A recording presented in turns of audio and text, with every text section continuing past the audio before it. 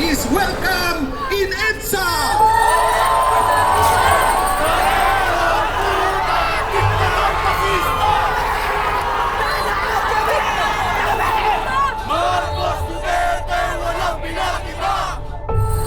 Ang EDSA ay hindi pag-aari ng anumang partido o administrasyon.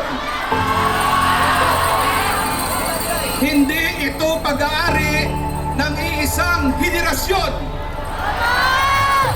Pag-aari ito ng taong bayan. Dapat maging kultura ito.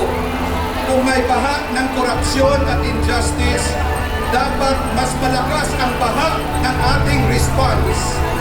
Let us flood the streets, hindi para manggulo, kundi para magpahayag ng mapayapa laban sa korupsyon. Marcos Duterte, patalsikin, patalsikin! Marcos Duterte, patalsikin, patalsikin! Ito ba ang kinakatakutan ninyo? Ang mga panawagan ng taong bayan ngayong araw! Ipakita mo lang sa harap hanggang sa likod ang panawagan laban sa korupsyon!